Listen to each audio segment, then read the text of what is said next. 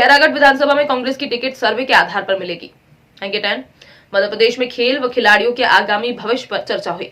मध्य प्रदेश में खेल व खिलाड़ियों के आगामी भविष्य क्या होगा, इसको लेकर सीधी जिले के संवाददाता की खास चर्चा सीधी जिले के पूर्व राष्ट्रीय खिलाड़ी मंडलिक मिश्रा के साथ। आज हमारे साथ मौजूद हैं सीधी जिले के अपने समय के खेलों में आपने महारत हासिल किया है श्री मंडलिक मिश्रा जी। आपने क्रिकेट सहित कई खेलों में राष्ट्रीय स्तर की प्रतियोगिताओं में आप सम्मिलित हो चुके हैं और आज जो है आप कई वर्षों से कोचिंग दे रहे हैं प्राइवेट संस्थानों में। आज हम बात करेंगे आपसे कि मध्य प्रदेश में खेल एवं खिलाड़ियों का आगामी भविष्य क्या होगा। मंडलिक जी, सबसे पहले हम आपका स्वागत करते हैं चैनल में। बहुत बहुत धन्यवाद। नमस्कार सभी दर्शक जो भी देख रहे हो। सूरज जी आपको नमस्कार। मंडलिक जी, आप बेसिकली सीधी जिले से बिलोंग करते हैं और आपने सीधी जिले को राज्य और राष्ट्रीय स्तर पे आपने प्रेजेंट किया है अपने समय में। आज जो खेल की दशा है सीधी में, इस पर थोड़ा सा प्रकाश डालिए। जो दिशा और दशा की अगर बात करें खेलों की सूरज जी, तो काफ़ी खराब दिख रही है। चाहे सीधी जिले की बात हो, चाहे अभी तो पूरे मध्य प्रदेश की बात करें, तो जो ग्रास रूट लेवल पर खेलों के विषय में जो कार्य हो रहे हैं वो अच्छे नहीं हो रहे हैं, या जो खिलाड़ी हैं भी उनको तराशने का कोई कार्य नहीं किया जा रहा है।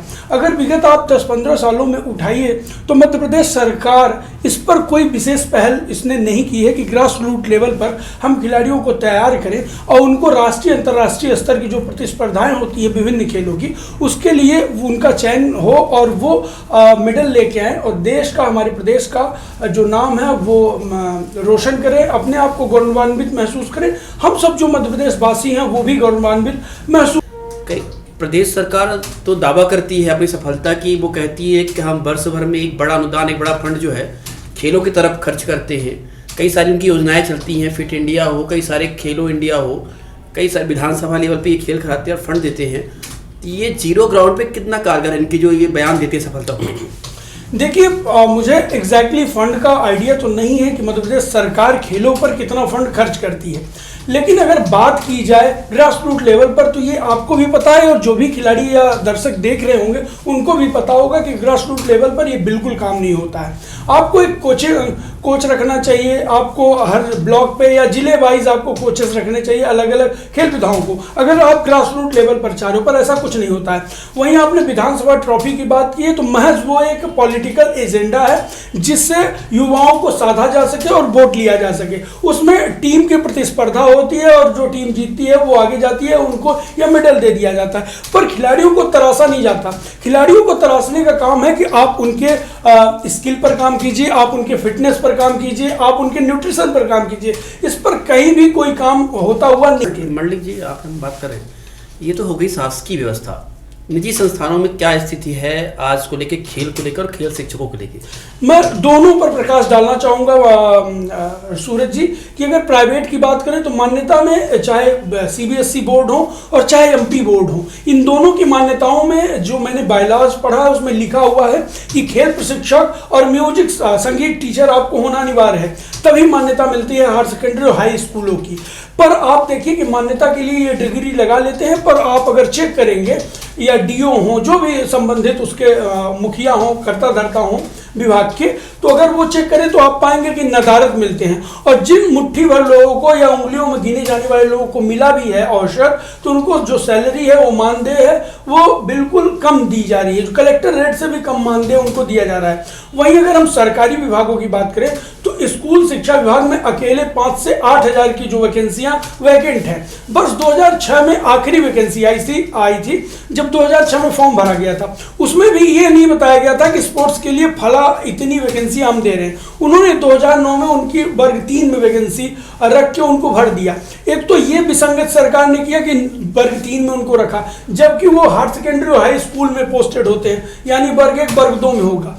और सरकार ने 2018 के चुनाव के पहले गजट में बाकायदा जारी किया था कि हम पीटीआई की वर्ग 1 और वर्ग 2 दोनों की वैकेंसी निकालेंगे और ये पद भरे जाएंगे और वर्ग 1 का एग्जाम लेंगे और वर्ग 2 जिला लेवल स्तर स्तर पर डीओ के हाथों में रहेगा और उनके अनुभवों के आधार पर और डिग्री के आधार पर भरे जाएंगे। पर देखिए कि वर्ष 2022 आ गए हैं और अगर आप 9 से उठाइए या 6 से उठाइए तो करीब 12वां साल चल रहा है और पीटीआईओ की कोई वैकेंसी नहीं आई है। अगर वहीं आप उनकी ओवर एज देखें तो बहुत सारे ऐसे लोग होंगे जो बुजुर्ग हो चुके हैं, ओवर एज हो चुके हैं, पर वो डिग्री ले लिए पर उनकी अब डिग्री जो सर्टिफिकेट धारी हैं ना ही उनको कोई वैकेंसी आप दे रहे हो कि वो फाइट करके आए और एक वैकेंसी हासिल कर ले।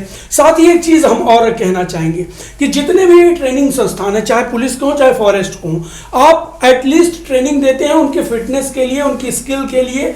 और तो उसमें क्या होता है कि पुलिस वाले बल के लोग या फॉरेस्ट बल के ही लोग ही उसमें ट्रेनिंग देते हैं। तो होना ये चाहिए कि जिन्होंने बीपीएड एमपीएड किया है, जिन्होंने इसकी भरपूर डिग्री ली हुई है, जिनको एक्सरसाइजों का नॉलेज है, जिनको मसल्स का नॉलेज है, आप किन मसल्सों को किन एक्सरसाइज के बेस पर माने गेन करा सकते हैं, मसल जो है वे ट्रेनिंग कैसी होनी चाहिए, आप अगर उनको रखोगे तो मुझे लगता है कि ज़्यादा अच्छा वो करा पाएंगे और जो भी प्रशिक्षक होंगे वो ज़्यादा उसका लाभ ले पाएंगे। हालांकि आप कोरोना में देख रहे हैं 2-3 सालों से कोरोना ने ये बता दिया कि फिटनेस कितनी ज़रूरी चीज़ है। जितने लोग फिट रहे हैं उस फिटनेस की वजह जो फिट रहे हैं उनको अगर कोविड हुआ है तो वो जल्दी रिकवर कर पाए हैं। माने फिटनेस होना कितना ज़रूरी है, हमारा लाइफ स्टाइल अच्छा होना चाहिए। ये बखूबी बीपीएड एमपीएड जो डिग्रीधारी लोग हैं उनको बखूबी मालूम है। बस आप उनको एक बार मौका दीजिए, आप मौका देंगे तो देश भी फिट होगा, वो अपने माध्यम से समाज और जगह को फिट करेंगे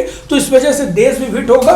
इस तरीके की अगर कोई बीमारी आएगी तो भी दिक्कत नहीं होगी और साथ ही वो उनके भी जीविकोपार्जन के लिए कुछ मिल पाएगा और वो भी सरकारी जगहों पर अपने आप को फाइट करके पहुंचाएंगे और जीविकोपार्जन कर पाएंगे। मल्लिक जी, आपने अपने जीवन का आधा हिस्सा जो है आपने खेल में कड़े परिश्रम में दिया था। क्या सोचा था आपने कि इस खेल में जो आप परिश्रम कर रहे हैं, आधा जीवन गुजार रहे हैं, किस मुकाम तक आप जाएंगे और क्या मिलेगा आपको, और आपको मिला क्या और आपने क्या खोया? देखिए, जो भी खिलाड़ी किसी भी गेम में अगर वो पार्टिसिपेट करता है और वो अगर उस गेम की तैयारी करता है तो वो प्रोफेशनल खेल खेलता है, कोई भी खेल हो। जैसे मैंने प्रोफेशनल क्रिकेट खेला तो उसको ये लगता है कि हम कम से कम इंटरनेशनल या नेशनल लेवल पर रिप्रेजेंट करेंगे और जो है हमारा भविष्य सिक्योर होगा उस माध्यम से। पर आप देखिए कि 140 करोड़ के आसपास है, अब 2021 की जनगणना नहीं आई है, पर लमसम 140 करोड़ के आसपास की हमारी आबादी है। कुछ मुट्ठी भर लोग ही हैं जो इंटरनेशनल खेल पाते हैं उनमें से, और अगर उन खिलाड़ियों को वहाँ मौका नहीं मिल पाता है तो मुझे लगता है कि सरकारों को और प्राइवेट बॉडियों को आगे आके उनका सपोर्ट करना चाहिए और उनके जीविकोपार्जन के लिए, क्योंकि वो अपना जो युवा अवस्था है जो 20 से 25 साल वो लगा देते हैं और कहीं दूसरी तरफ ध्यान नहीं दे पाते हैं। इस वजह से वो कहीं ना कहीं अगर वो अपने जो उन्होंने अचीव करने को सोचा है अगर वो अचीव नहीं कर पाते हैं तो कहीं ना कहीं उनके साथ कठिनाइयाँ होती हैं। साथ ही हम उस फैमिली बैकग्राउंड से आते हैं, हम तो ये कहेंगे कि लोअर मिडिल क्लास फैमिली से हैं हम लोग, और लोअर मिडिल क्लास फैमिली वाला जो पेरेंट्स है वो चाहते हैं कि हमारा बच्चा पढ़े और पढ़कर कुछ बने, वो खेलों की ओर नहीं भेजना चाहते हैं। तो अगर वो खेल में फेल होता है तो घर से भी एक समस्याएं तैयार हो जाती हैं कि वो उन्होंने 20-25 साल लगाया पर उसको कोई रोजगार नहीं मिल पा रहा, और उसके मेंटल लेवल में भी ये चीज़ें बैठ जाती हैं कि हमने 20 साल खेलों को दिया पर अचीवमेंट कुछ नहीं रहा, रोजगार के लिए वो तरसने लगता है। और बाद में अगर कुछ लोग NIS की या BPED की या MPED की या और भी जो खेलों की डिग्रियां लेते हैं पर सरकारें उदासीन रहती हैं, उस पर वैकेंसियां नहीं निकालती हैं, तो और वो अपने आप को दबा हुआ मानता है और वो जीविकोपार्जन के लिए बिल्कुल इधर उधर भटकता है। अब मेरा अंतिम सवाल आपसे है, जिस मुद्दे को लेकर आप चर्चा कर रहे थे कि मध्य प्रदेश में खेल एवं खिलाड़ियों का भविष्य क्या है और क्या होगा। देखिए, अगर इसी तरीके से सरकारों, कोई भी सरकारों में, कोई पर्सनली बीजेपी या कांग्रेस की बात नहीं कर रहा हूँ, कोई भी सरकार प्रदेश में रही हो या आने वाले समय में आए, तो अगर सरकार इसी तरीके से खेलों के प्रति उदासीन रहेगी, सिर्फ घोषणावीर बनी रहेगी, तो मुझे नहीं लगता है खेलों का जो भविष्य है वो सही होने वाला है। आप देखिए कि इस टोक्यो ओलंपिक में कितने लोग मध्य प्रदेश से पार्टिसिपेट किए थे। वहीं आप अगर हमारे महाराष्ट्र स्टेट से आप बात करें तो सर्वाधिक जो प्रतिनिधित्व था तो महाराष्ट्र से था, माफ कीजिएगा महाराष्ट्र नहीं, मैंने हरियाणा से था। हरियाणा ने क्या किया है कि ग्रास रूट लेवल पर खिलाड़ियों को तराशने का और कोच को उन्होंने रखा है। तो हरियाणा का प्रतिनिधित्व सर्वाधिक है। अब किसी भी ओलंपिक, किसी भी कॉमनवेल्थ, किसी एशियाड गेम में उठाएंगे तो हरियाणा के ज़्यादा खिलाड़ी आपको मिलेंगे। और वहीं मध्य प्रदेश के अगर आप बात करें तो गिनती में आप उंगलियों में गिनती कर सकते हैं कि कितने खिलाड़ी मध्य प्रदेश की ओर से अभी तक पार्टिसिपेट किए हैं। हालांकि सरकारें 89, 94, 2005 में खेल नीति 3 खेल नीति जारी कर चुकी है, पर उस नीति का कहीं रता पता नहीं दिख रहा है ग्रास रूट लेवल पर। सरकारों को आगे आकर, पहले तो मैं चाहूँगा कि प्राइमरी या मिडिल स्कूलों से आप स्पोर्ट्स टीचर रखिए या कोच रखिए, उनको मानदेय दीजिए। स्कूलों से जो है वो प्रशिक्षण वो देना स्टार्ट करें, तो वो स्कूल के विद्यार्थी भी फिट रहेंगे और जो भी इस विधा में जाना चाहेंगे, खेल की विधा में, वो देश को, राज्य को और अपने समाज को रिप्रेजेंट करेंगे, खुद भी गौरवान्वित महसूस करेंगे और देश को भी गौरवान्वित महसूस कराएंगे। साथ ही अगर इस तरीके का इनिशिएटिव सरकार लेगी तो उनके मन में एक चीज़ रहेगा कि अगर हम खेल की तरफ अगर हमारा रुझान है और हम जाएंगे तो रोजगार के लिए हम नहीं तरसने वाले। तो मुझे लगता है कि सरकारों को थोड़ा इनिशिएटिव लेना चाहिए और जिस तरीके से अभी इनिशिएटिव उन्होंने लिया है, मुझे लगता है कि इसमें सुधार करने की आवश्यकता है। तो आज हमारे साथ मौजूद थे मल्लिक मिश्रा जी। आज हमने बात किया था मध्य प्रदेश में खिलाड़ी और खेल का भविष्य क्या होगा। धन्यवाद। आगे